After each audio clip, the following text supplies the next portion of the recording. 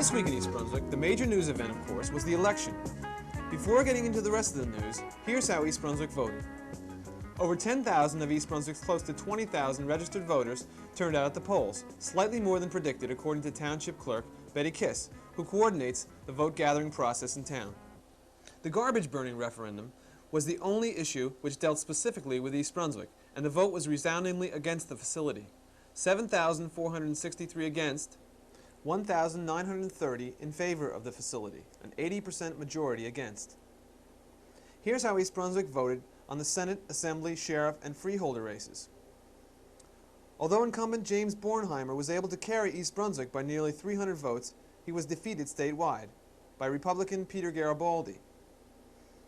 In the Assembly race, East Brunswick echoed the statewide results, voting for incumbent Democrats Pelly and Paternity over Republican challengers Bowen and Fleming. The Sheriff's race also saw East Brunswick repeating the larger trend, which re-elected Democrat Spicuzzo over Republican Burlew. And finally, in the Board of Chosen Freeholders, East Brunswick voted for Democrats Capestro, Cross, and Martino over their Republican challengers Mazeros, Glynn, and Leibowitz, again echoing the statewide voting results. Now for the rest of this week's program. First, we'll take a look at leaf collection in East Brunswick this fall, give you some general guidelines of what to do and how to do it. Chris Shirley will visit the Red Lobster on Route 18. We'll have an interview with director of Playhouse 22's current musical, Hello Dolly. His name is Joe Vasta, and he'll be interviewed by Dolly Vasta, his wife and the show's leading lady. Later, we'll visit Focus on New Jersey Day at the East Brunswick Jewish Community Center, held last Thursday. Mary Tenaccio will offer tips on shopping. And finally, we'll take a quick look at Monday's Township Council agenda session. All coming up on This Week in East Brunswick. Township leaf collection efforts have not always been as successful as residents might like. The major complaint has been about delays in pickup. To help keep on schedule, Public Works will have 3 leaf collection crews this year. Also, new equipment has been purchased to speed up the work. Pickup will be by voting district. It began this Monday and will run through December 30th. A pamphlet listing information on collection dates and procedures is available at Public Works on Harts Lane. Here are some suggestions to help speed up the process. Rake all leaves into the street as close to the curbside as possible. Remove all vehicles from the street during your district's leaf collection week. Do not rake large branches into the leaf piles. These should be bundled separately. If you must rake your leaves far in advance of your scheduled pickup date, free heavy-duty leaf bags are available at 10 per resident at Public Works on Harts Lane. These will be picked up as part of the regular trash pickup by BFI. If you need further information, call Public Works at 390-6886 between 9 and 4. Now let's join Chris Shirley at the Red Lobster.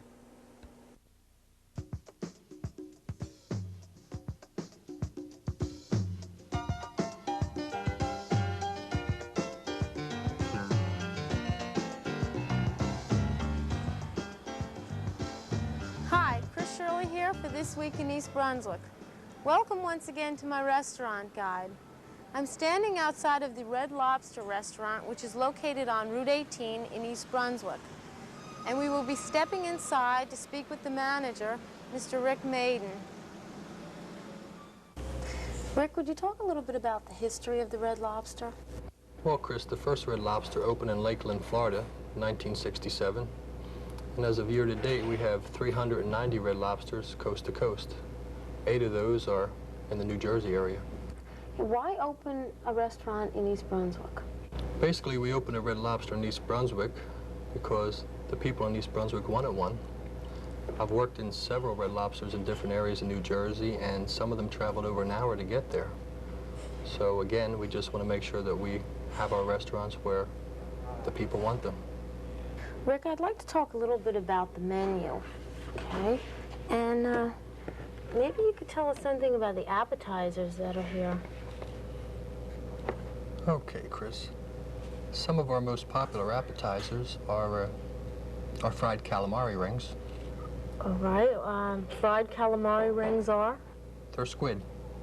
Okay. We have it lightly battered. We fry them, and we serve them with the sweet and sour sauce. They're quite tasty. So Rick, what is your most popular item on your menu? Well, some of our most popular menu items are, I think basically we have two of them. Number one is the broiled fisherman's platter. And in that platter you have an assortment of shrimp, scallops, crab cake. You also have a filet fish and some Icelandic lobster tails. And another very popular item is our king crab leg dinner, where you get 16 ounces of hot and juicy king crab legs. You get to crack open yourself. You have something called Create Your Own Platter. Can you tell me a little bit about that? Well, Chris, the Create Your Own Platter was a special we had featured about 1.5 years ago. And it became so popular we decided to add it to our menu. And what that is you have a choice of 12 different menu items where you can mix and match to your choosing. For example, you could have an Alaskan snow crab legs and a broiled bay scallop. Or maybe you like fried oysters. Whatever your favorite is, you get to pick it out. So for those not in the mood for seafood, do you have a meat selection?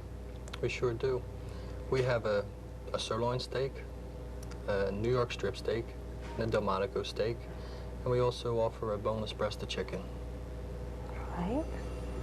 And maybe you could talk a little bit about the desserts. Okay, well, some of our dessert selections, we have a deluxe creamy cheesecake that you can have topped with your choice of blueberry, strawberry, or cherry topping. That sounds delicious. You can have a creme de mint pie, which I can describe as tasting like a peppermint patty. We have a key lime pie, which is a meringue pie, and also a hot apple pie, which we bake in our ovens daily. All right, I think we'll step into the bar now and take a look at the different varieties of cocktails you have. Okay. Rick, maybe you can show me a few of the specialty drinks that you have here at the Red Lobster. Sure, Chris. Our favorite drink that everyone enjoys is the frozen jumbo strawberry daiquiri, which That has looks delicious. just the right amount of rum in there. Okay, Chris, we also have our specialty drinks, which is a lighthouse and the smooth sailing. The smooth sailing has some cranberry juice, orange juice, has triple sec cherry brandy, and vodka. The lighthouse is a fruity punch mix, and we have some rum in there. The glasses are very attractive. And when you're finished with those drinks, you get to keep the glasses. And what are your hours? We're open Monday through Sunday. We open 11:30 for lunch, and our dinner menu is available at all times. So for some delicious seafood, come to the Red Lobster. And I'd like to thank Rick Maiden and the Red Lobster. And this is Chris Shirley for This Week in East Brunswick.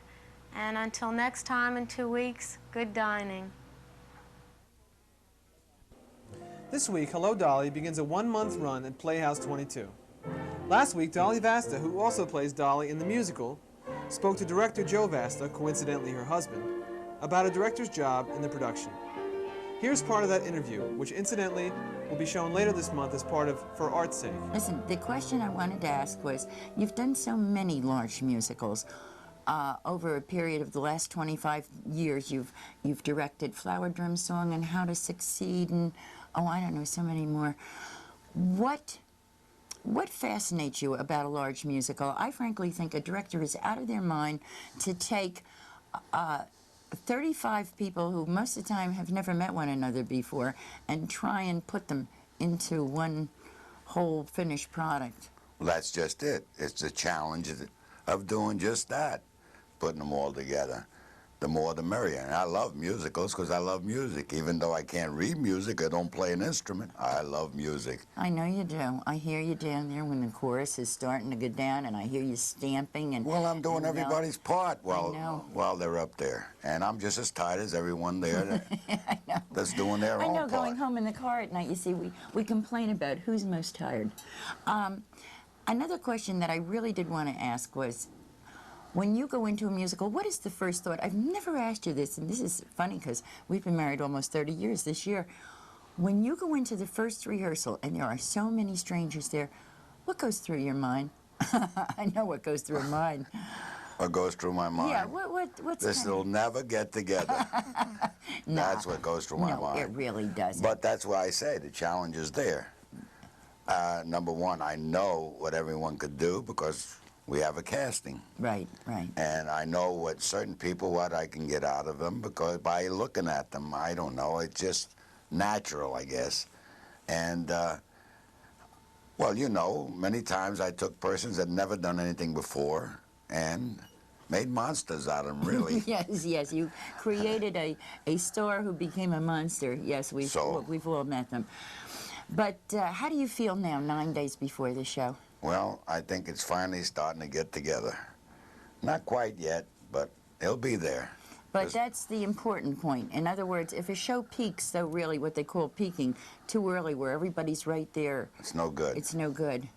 No. They start to come back. You start down. to wind up, you get them over-rehearsed, and then they go backwards. Yeah. And it's almost like redirecting the whole thing again.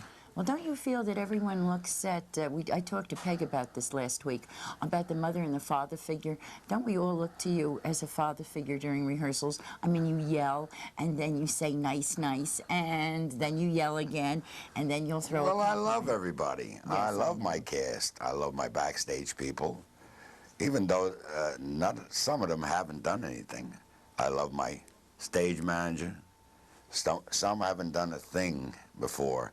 And it's a challenge for them, too, to You mean learn. working backstage? Working backstage. You're changing the set around. That's an enormous set that we have. It certainly is. And Barbara did a beautiful job of it. Yes. We're hoping to catch pieces of that. I think we did already, and hopefully we will be able to catch some more.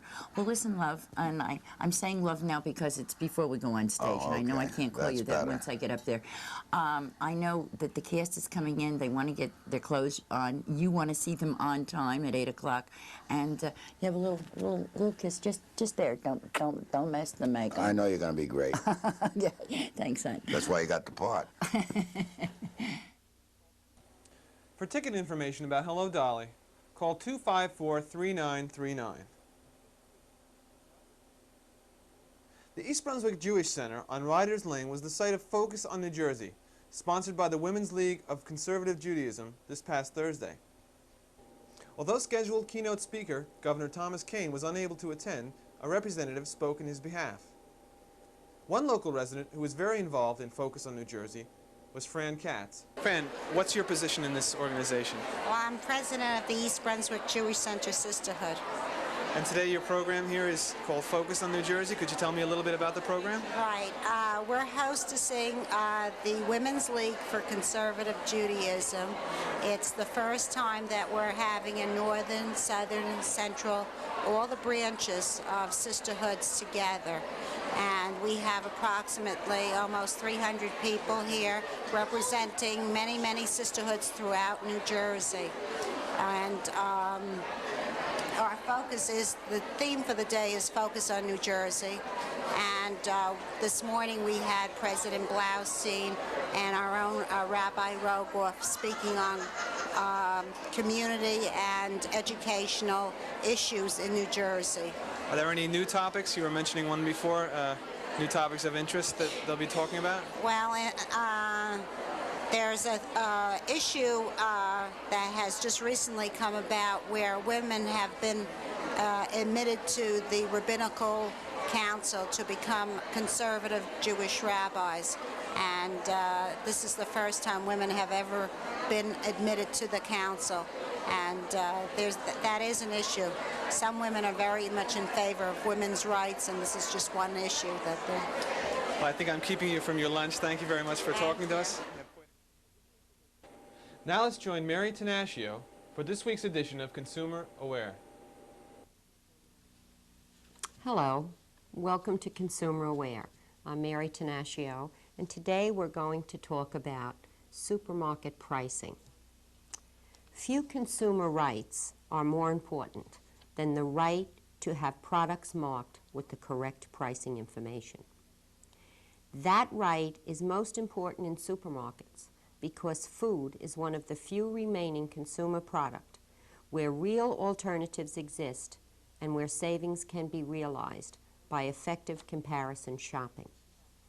Unfortunately, the recent introduction of electronic scanners give the supermarkets an opportunity to eliminate the individual price marking of all products on their shelves. Such a bill has been introduced to the New Jersey legislature. It is being held up, however, in the Commerce and Industry Committee. We would appreciate your writing, you as consumers, to members of this committee, asking that the bill be released, posted for public hearings, and a vote. For example, if you were to go in, and this bill was passed, and you were to go into your local supermarket, you would go and do your entire shopping, and unless you had a pad and pencil with you and marked every item and every price next to it, you would have no way of knowing what these items were costing you until you had gone through the scanner and got home and checked your list. This is what we refer to as blind shopping. We need and we demand more than that. We urge you, please, to help us and write to your New Jersey legislators. That is the only way we can control whether this bill be passed or not.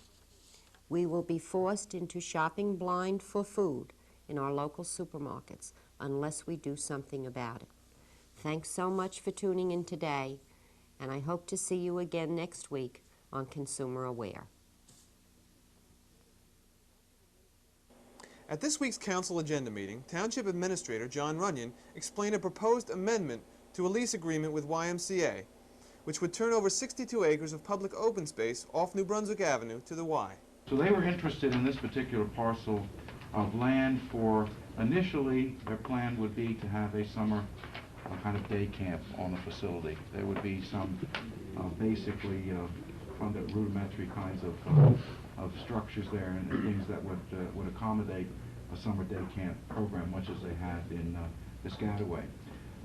The provisions on this particular portion of the lease, if my memory serves me correct, is that the Y would have to submit within 5 years a specific plan for the development of this parcel if in fact they were going to build substantial structures on it, etc.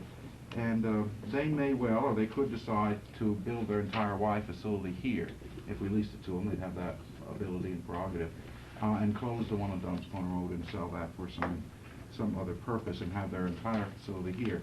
Or they could continue to just have the parcel and use it for nature trails and summer camp and that sort of thing. So that. Following his presentation, Runyon answered questions from the council members. Councilman Joseph Hudak felt that the property was too valuable to simply give away. Councilman Jerome O'Connor expressed other concerns. I don't understand why an agency, being what it is and as good as it is, would want to locate right in the middle of a residential area, in an area that's been designated for preservation and conservation. There's a lot of trees that would have to come down, a lot of work that would have to be done there. Right now, there's only one available access to it, and I'm not sure that would be used, but that would be Frost Avenue. Of course, you know I live there. And I can't see, if Frost Avenue were to be used as an entrance, that area could tolerate any more traffic than it already has. If there's some sort of ingress and egress from New Brunswick Avenue, I don't see that particular road being the best road for the needs of the region being used. It's almost a country type road. It's not. I don't think it's meant to carry a lot of traffic. But those are the concerns I have. The fact that the YMCA would want to locate right in the middle of this residential area, in an area that the master plan designates as being used only for conservation and preservation. And then the traffic flows that would be generated in the residential areas that would eventually serve the needs of the region. Not alone East Brunswick, but in future years, as I see the Y's plans or their concerns and their interests, that it would serve the needs of the region. And that means a lot of traffic. Let me respond. Go ahead. There's never any concept that there'd be access from Frost Avenue, so I think we should put that aside. And while it's true that the plan is and will continue to be to preserve this area known as Frost Woods primarily as open space, we did identify 10 acres that was suitable for a school site, and whatever development took place on the site would be restricted to that 10 acres that was identified as appropriate. Now, as far as New Brunswick Avenue is concerned, whether we like it or not, New Brunswick Avenue is going to be a major collector road, and in the future will have to be improved. The site is going to be very near the population center of East Brunswick as the town really develops, and it seems to me that it's an ideal site for a recreational facility. Discussion of the lease agreement will continue. Council members have requested further information before making any decision. Also at Monday's meeting, council members received a letter from Jonathan Jones, Store Communications Central Jersey manager, which explained why Store will not be able to meet the December 31st deadline set for the completion of the cable system rebuild. The contractor installing the aerial cabling filed for bankruptcy earlier this month, bringing that work to an abrupt halt.